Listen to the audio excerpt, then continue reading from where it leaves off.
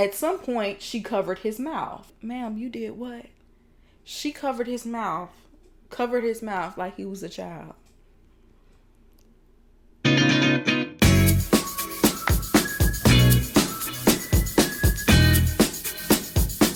Welcome to La Vida Rosa. I'm your host, Pinky, and today we're going to be talking about Love is Blind. So if you'd like to see more, then just stay tuned. But before we begin, I would like for everyone to check out my website, lavidarosastyle.com, where you can find cute accessories like the ones I'm wearing right now. They're from my autumn leaf collection. I have them in many different colors and styles, so make sure you check those out.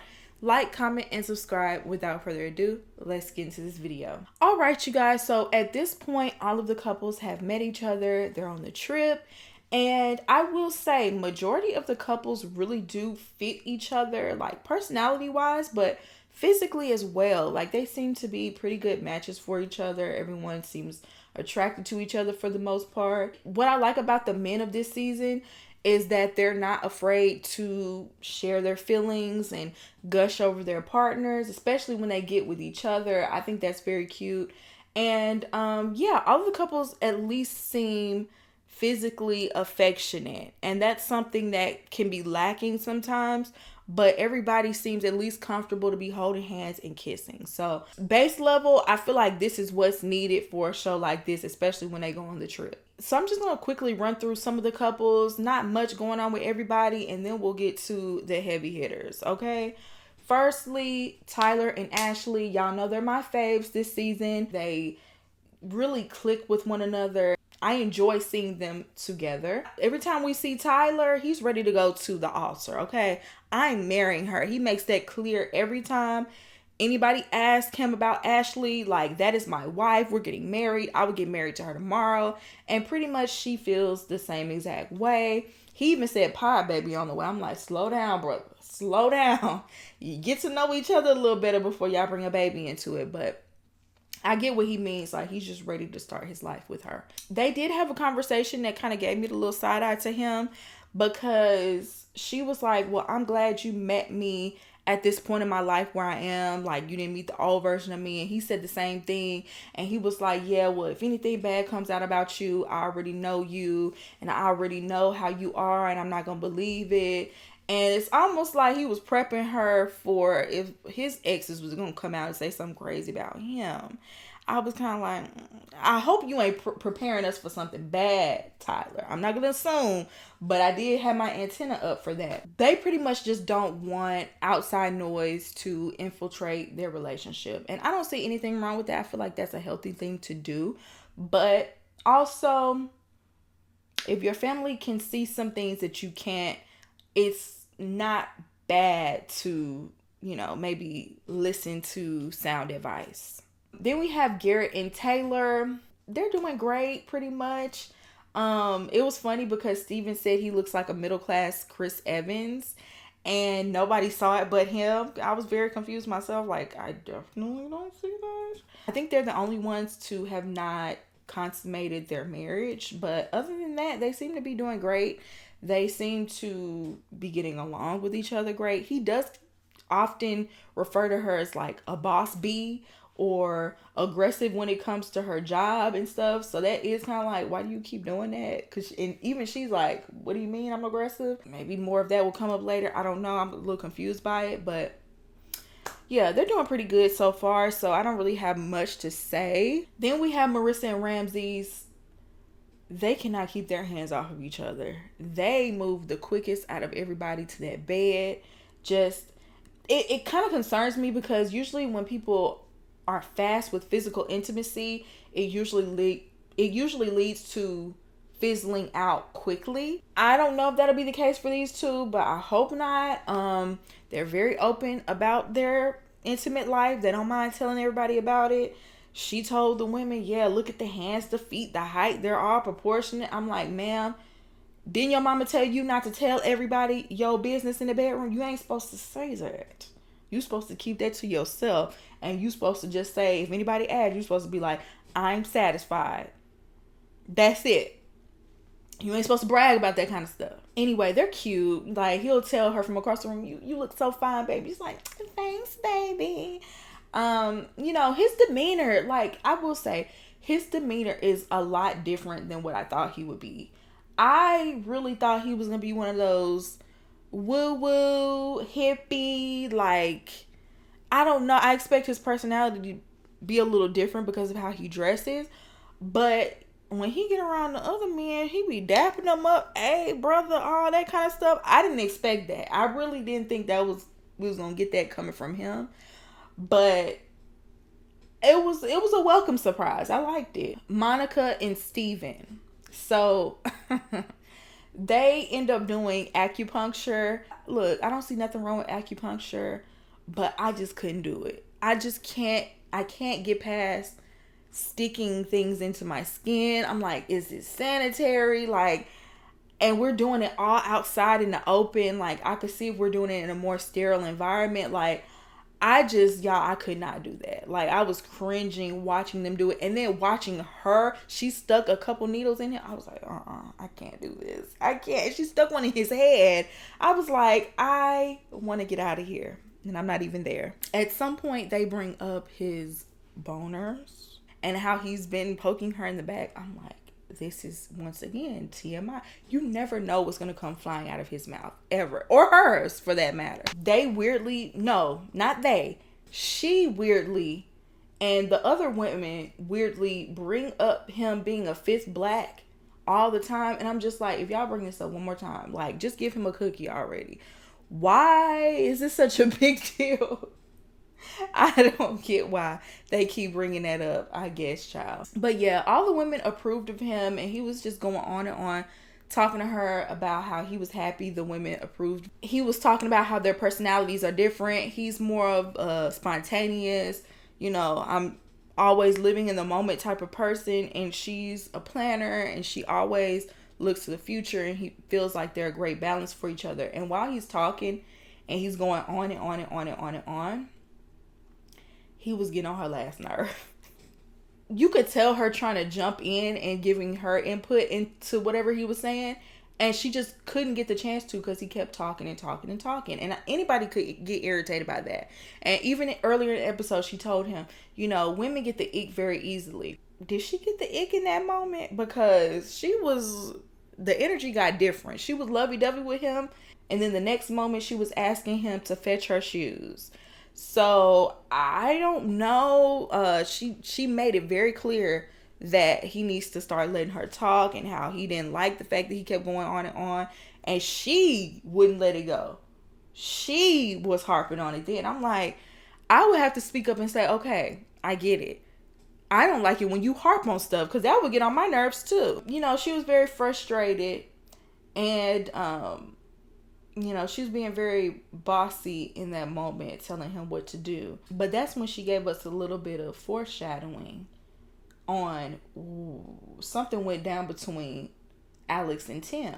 And I'm just like, you talking about Alex and Tim, y'all need to be talking about y'all relationship. But anyway, let's move on to Alex and Tim. So we're starting to see a side of Alex that is a little judgmental and bossy. This man can't even pick out his own hat without her sticking up her nose and like, oh no, not that one. Ooh, I don't like it. Please don't. Acting a lot like Hannah. Her and Hannah must be besties. They act a lot alike, okay? From what we saw, they had a great night with the other couples. The next thing you know, we see a scene of her going to answer the door, and he's at the door and she's opening to let him in. And I'm just like, well, what happened? Her energy was off after the party. And, he keeps asking her what's wrong, and she's not telling him anything. She claims that it wasn't him. He didn't do anything, but she was just missing home and she wanted some alone time. But she did not properly explain that to him in the moment. So the more they tell the story, the worse it gets. It just seems like the snowball keeps getting bigger and bigger. He said that he felt shunned and unheard from her when he was trying to have this conversation. And so I guess as a result of constantly being cut off, he was getting loud. And at some point, she covered his mouth.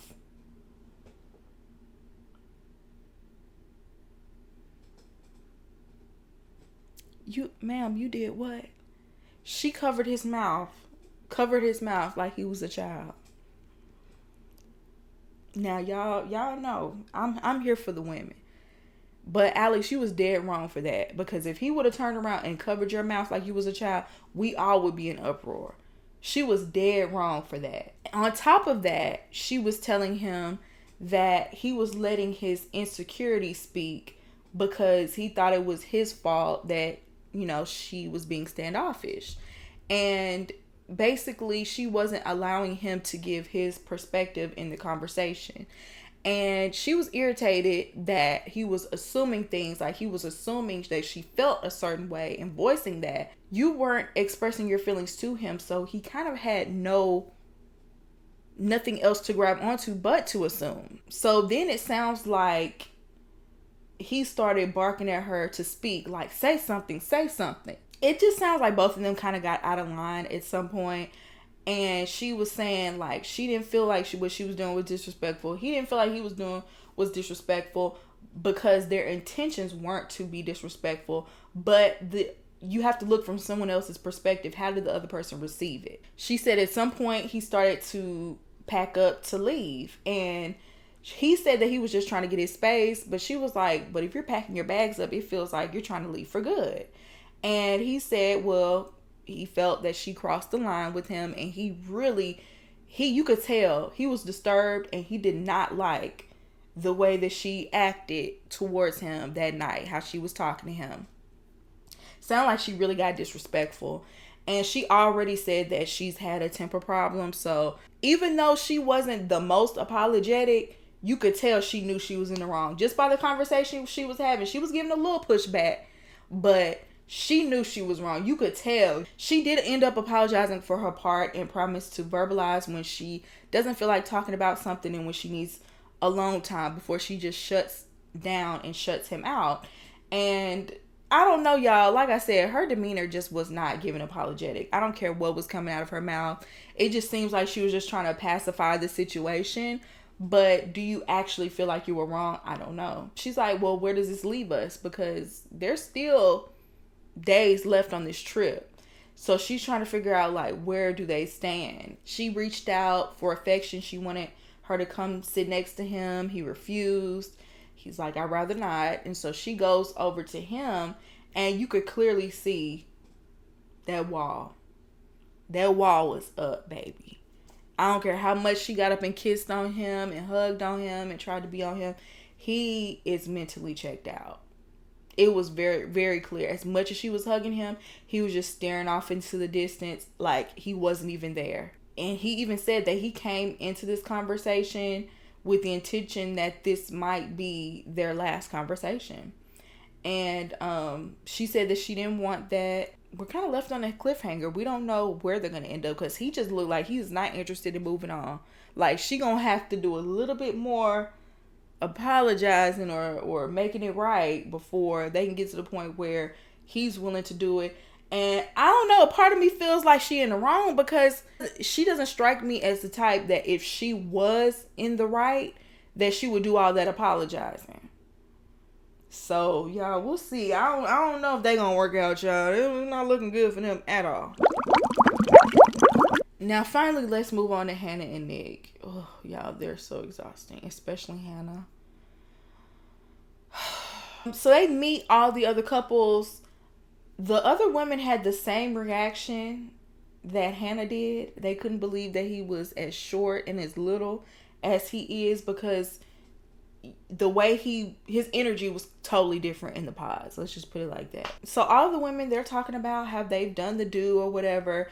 And, she is feeling some type of way because he told her he didn't want her to talk about doing the do. And he wasn't going to talk about doing the do because he didn't want it to mess with his brand or whatever. But he was being very manipulative about it by saying, yeah, everybody's done it but us, right? Right. It's like, that was very cringe. I don't know why he was doing that. But eventually he did give her permission to talk about it, I guess, child. But not before she pulled Marissa to the side and told her about the whole duck situation. And she was over-exaggerating the whole situation, trying to act like the woman was just calling her a jealous B-word and everything. She didn't say all that. Now, I will say, I didn't like the way he handled the situation, but she kind of was like putting 20 on 10 when retelling that story. And, you know, when he was telling his boys about it, he was kind of doing the same thing, saying that the woman was 60 and a baddie. Then he told the guys about him finding a list that she wrote down, things that she was questioning about him. Like, is he too into his feelings? Is he mature enough? Is he confident or is he cocky? Is he dedicated? Is he delusional? Like, she wrote all these things down and left it out for him to find. And I feel like that was just very passive aggressive. Like, beyond, like, very loudly passive aggressive. At some point, he goes over and talks to all the women so that they can grill him or whatever. And they, you know, shined a flashlight on him. He had some diamonds around his neck, blinged out. He started playing around saying, do I have all the ladies flustered because I'm Nikki D or whatever? And here go Hannah. Respect these women. Respect them. He didn't say nothing disrespectful. Now, was he being a little cocky? Yes. Was he being a little flirty? Yes. But I don't think it was out of line. I don't think it was rude. I don't think he was disrespecting her or any of the women. She was just doing too much. Like, being an annoying brat. So later on, he pulls her to the side and confronts her over the 10 bullet points that she wrote. And she said that trust and respect is a big thing for her, and it bothered her what happened with the duck situation. And you should have just told him that instead of being a jerk and leaving that note out for him to find. That was so childish. And yes, that situation can be addressed. I do feel like you have a valid reason to feel the way you want to feel, but let's not brush over what you did either. And I like that he wasn't having it. And he asked her, well, what did you mean by delusional when you wrote delusional on there? And she alluded to feeling like he was delusional. Later on, their conversation continued in the room. She went and got the balled up list out the trash can and read it to him. And she pretty much said actions speak louder than words. You know, she wants him to respect her. She wants him to have social awareness and not do certain things to embarrass her in public. You know, she said he was all over that woman with the ducks, and it's like, that's another huge exaggeration. Once again, I do get where she's coming from. I do think he should take some responsibility for that. And he doesn't seem to. At least from what we saw, we didn't see him apologize for that at all. He should have said he was wrong for that. He hasn't.